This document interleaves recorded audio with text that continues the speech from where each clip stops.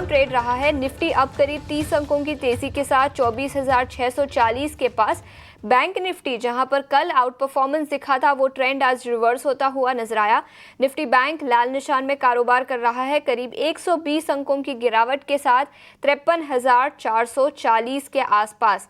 Losers की बात करें तो अदानी पोर्ट्स 1% से ज्यादा की गिरावट यहां पर है। JSW steel, HCL tech, SBI, tech Mahindra, NTPC ये कुछ स्टॉक्स है जहां पर आधे से 1% की गिरावट निफ्टी पर आज दिखी है। लेकिन गेनिंग साइड पर बजाज फाइनेंस, उन्होंने बजाज फाइनेंस 3.0 अपनी स्ट्रैटेजी निकाली, जिसके बाद 3% की तेजी के साथ निफ्टी के टॉप गेनर्स में बजाज फाइनेंस शामिल। श्रीराम फाइनेंस 2% ऊपर, ब्रिटानिया, अल्ट्राटेक सीमेंट, BPCL सभी स्टॉक्स में 1.5 से 2.5% की तेजी आज दिखी है। लेकिन आज का बाजार का सेटअप कैसा है और कौन से बड़े ट्रिगर्स रहे हैं, बताने के लिए अभिषेक बताएं कैसे मार्केट सेटअप अभी के हिसाब से कैसा नजर आ रहा है। आशीषा, रेंज का ही बाजार है और हम देख रहे हैं थोड़ा सा माहौल सुस्त है। निफ्टी बैंक 100 अंक नीचे है, निफ्टी में 35 अंकों की हल्की सी तेजी है, थोड़ा सा लोअर लेवल से बाइंग आ रही है। लेकिन बाजार के लिए जो कैटलिस्ट होते हैं, जो तेजी कराने को लेकर, उनका थोड़ा सा अभाव साफ तौर पर दिख रहा है। और एक और बड़ी चीज, 3 IPO खुले हैं जिनका टोटल साइज है 11,000 करोड़ का। अगर उतने की ही बोली है तब तो ठीक है, 11,000 करोड़ ही जाएंगे। अदरवाइज अगर क्योंकि हम देख रहे हैं कि अच्छा रिस्पांस मिल रहा है मोबीक्विक को और बाकी IPOs को भी, तो पैसा तो उतना ही है, पैसे सीमित हैं।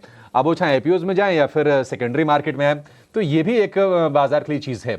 अच्छा, कल एमफी के डेटा आए थे और हमने देखा था कि एक इक्विटी म्यूचुअल फंड में इन्फ्लोज में गिरावट आई थी, डेट म्यूचुअल फंड में ज़्यादा गिरावट आई थी। एक और आंकड़ा है जिस पर थोड़ा सा ध्यान में देना चाहूँगा और दर्शकों को बताना चाहूँगा। सिप स्टॉपेज रेशियो चौथे महीने ये बढ़ा है। सिप यानी कि SIP, सिस्टमेटिक इन्वेस्टमेंट प्लान, जो आप म्यूचुअल फंड के जरिए बाजार में पैसे लगाते हैं, उसमें कमी आ रही है। नवंबर में सिप स्टॉपेज रेशियो बढ़ के 79% पर हो गया है, जो कि मई 2020 में ये रेशियो था 80%, यानी कोविड के भयंकर दौर में भी 80% के आसपास था। और नवंबर में जो नए SIP अकाउंट की संख्या है वो 63.7 लाख से घट कर रह गई है 49 लाख। नवंबर में 39 लाख SIP बंद हुई है और अक्टूबर में 38.8 लाख SIPs बंद हुई थी। और नए SIP अकाउंट रजिस्ट्रेशन की रफ्तार भी घटी है। तो ये तमाम चीज़ें हैं। बाजार चला है एक तरफा, मूव हमने देखे, फिर गिरावट आई, हमने 23,000 के आसपास के स्तर देखे, फिर वहाँ से फिर से रिन्यूड इंटरेस्ट आया। तो ये सारी चीज़ें हैं। अभाव है बाजार में कन्विक्शन का, या फिर क्यों चले मार्केट यहाँ से, इन चीज़ों का। चाइना वाली प्रॉब्लम अपनी जगह पर है। चाइना में मॉनेटरी पॉलिसी का स्टैंस को चेंज करने का फैसला किया गया है। आज पॉलिसी को लेकर बहुत ही क्रूशियल मीटिंग है। हालांकि FIs पिछले 6 में से 5 दिन खरीदारी कर चुके हैं, लेकिन वो कितना सस्टेन करेगा FIs की बाइंग, ये एक देखने वाली चीज़ ज़रूर होगी। इसके चलते थोड़ा ढीला ढाला माहौल है बाजार में, देखते हैं कि क्या कुछ होता है। लेकिन स्टॉक स्पेसिफिक एक्शन हम आज देख रहे हैं। चूंकि FMCG पिटे थे, आज FMCG स्टॉक्स में बाइंग आ रही है। सीमेंट में दाम बढ़ाने की खबर आई है, सीमेंट वाले शेयर चल रहे हैं। जैसा कि आपने हेडलाइन में बताया कि बजाज फाइनेंस ने अपनी स्ट्रेटजी अनवील की है 3.0, और इसमें वो आर्टिफिशियल इंटेलिजेंस पर फोकस बढ़ाना चाह रहे हैं अगले 5 साल में, और उसके जरिए कॉस्ट सेव करना चाह रहे हैं। बाजार इसको चेयर अप कर रहा है। 3% के आसपास की तेजी हम बजाज फाइनेंस के शेयर में देख रहे हैं। अदरवाइज थोड़ा सा लैकलस्टर माहौल है। स्मॉल कैप में एक्शन है, मतलब छोटे जो शेयर है वहां पर इंटरेस्ट बना हुआ है। आज हमने स्मॉल कैप के इंडेक्स को रिकॉर्ड हाइस पर पहुंचते हुए देखा, और उसके चलते हम देख रहे हैं कि एडवांस डिक्लाइन का जो रेशियो है वो पक्ष में है तेजी के। 1400 शेयर मजबूत हैं और 1200 शेयर कमजोर हैं NSE पर। इंडिया विक्स में आज फिर से हम देख रहे हैं कि 3.5% के आसपास की गिरावट है। 13 के आसपास का इंडिया विक्स है, जो संकेत ये दे रहा है कि मार्केट थोड़ा सा डल रहेगा। तो ये चीज़ें जरा समझते हैं अपने एक्सपर्ट से कि बाजार में आपकी रणनीति आज के लिए क्या होनी चाहिए, क्या इस लेवल पर कोई तेजी का सौदा बनता है। हमारे साथ हैं कुणाल परार हैं, अमरदेव सिंह हैं और जतिन गेडिया हमारे साथ जुड़ गए हैं।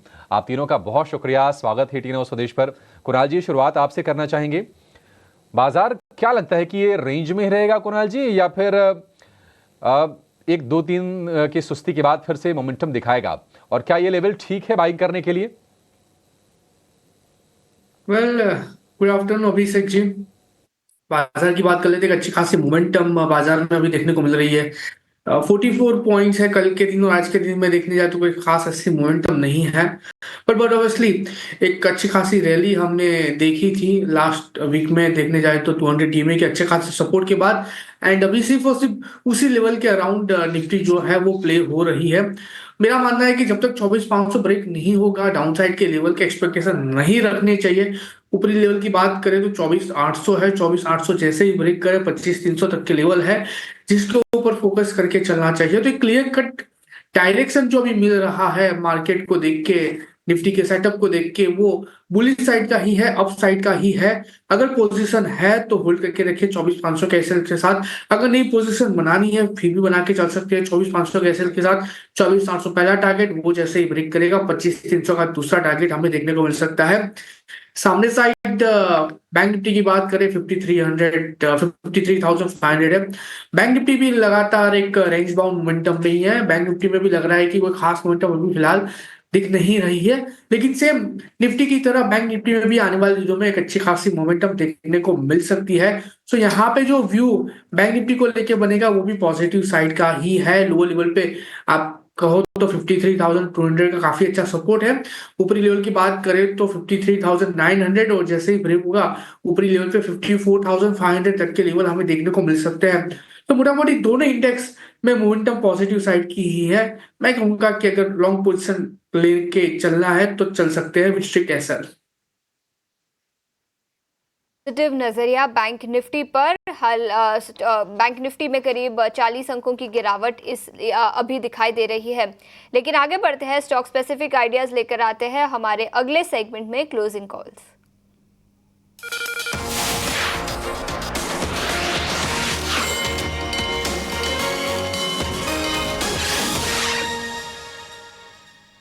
अमरदेव जी, सबसे पहले आप बताएं क्लोजिंग कॉल्स कौन से रहेंगे आज? तो पहला जो स्टॉक है वो ब्रिटानिया है, बिकॉज ब्रिटानिया में हम लोगों ने काफी खासी एक और एफएमसीजी स्टॉक्स में भी बहुत अच्छी खासी करेक्शन देखी। ब्रिटानिया फ्रॉम ऑलमोस्ट 6500 लेवल्स से वो गिरता चला आ रहा है, और अभी जाके उसमें एक कंसोलिडेशन हमें देखने को मिल रही है। तो क्योंकि ये एक क्रूशियल सपोर्ट जोन पे है, और इसमें एक बाइंग भी देखी जा रही है, और एक दिन जो बहुत ज्यादा सेलिंग आई थी उस दिन वॉल्यूम्स भी काफी ज्यादा थे। तो that was somewhere around 5000 levels. तो कहीं ना कहीं यहाँ से पुल बैक एक्सपेक्ट कर सकते हैं ब्रिटानिया में, और इसमें एक बाइंग की जा सकती है एट द करंट लेवल्स। और इसमें जो है अपसाइड टारगेट 5130 का रखा जा सकता है विद स्टॉप लॉस ऑफ 4743। और जो दूसरा स्टॉक है again from the FMCG space ही है, that is Marico.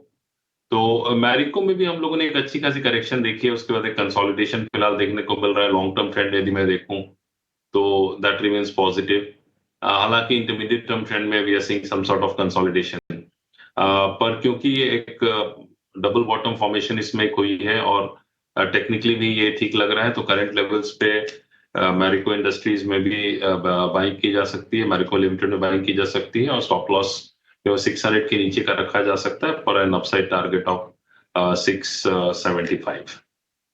Stocks FMCG sector से मैरिको और ब्रिटानिया, मैरिको पर 675 तक के लेवल्स दिखाई दे सकते हैं, और ब्रिटानिया में खरीदारी की राय 5,130 रुपए प्रति शेयर का लक्ष्य अमरदेव जी ने दिया है। जतिन, आपके क्लोजिंग कॉल्स कौन से होंगे? हाँ, गुड आफ्टरनून एवरीवन। तो हमारा जो मीरा एसेट शेर खान लिमिटेड का व्यू है कि कहीं ना कहीं एक स्टॉक स्पेसिफिक व्यू के साथ ये मार्केट को अप्रोच करना होगा। कहीं ना कहीं Nifty, bank Nifty range bound है, लेकिन ब्रॉडर मार्केट में हमें एक अच्छी खासी पॉजिटिव मोमेंटम देखने मिल रही है। तो हम दो लॉन्ग साइड की तरफ के ट्रेड्स लेके आए हैं। जो पहला ट्रेड होगा वो ट्रेंड में होगा। तो ट्रेंड एक अप ट्रेंड में ही है। रिसेंटली 2 या 3 दिनों का एक पुल बैक आया था स्टॉक में, लेकिन आज फिर से वो अपना अप मूव जो है वो रिज्यूम कर रहा है। तो हमें लगता है कि आने वाले दिनों में पॉजिटिव मोमेंटम कंटिन्यू रहेगा इन ट्रेंड। लॉन्ग करने की सलाह रहेगी, स्टॉप लॉस रखना होगा 6870 का, और ऊपर में टारगेट रहेंगे 7200 के। जो दूसरा रिकमेंडेशन होगा वो टाटा कम्युनिकेशन में है। तो टाटा कम्युनिकेशन में हमने देखा है कि आज के दिन में 5 दिनों का एक कंसोलिडेशन ऊपर की तरफ ब्रेकआउट आया है। पैटर्न वाइज जो देखें तो एक inverted HNS head and shoulders pattern का नेकलाइन के ऊपर ब्रेकआउट आया है आज के ट्रेडिंग सेशन में। स्ट्रॉन्ग अपमूव है आज के ट्रेडिंग सेशन में। आने वाले दिनों में मोमेंटम जारी रह सकता है ऑन दी अपसाइड। तो टाटा कम्युनिकेशन लॉन्ग करने की सलाह रहेगी।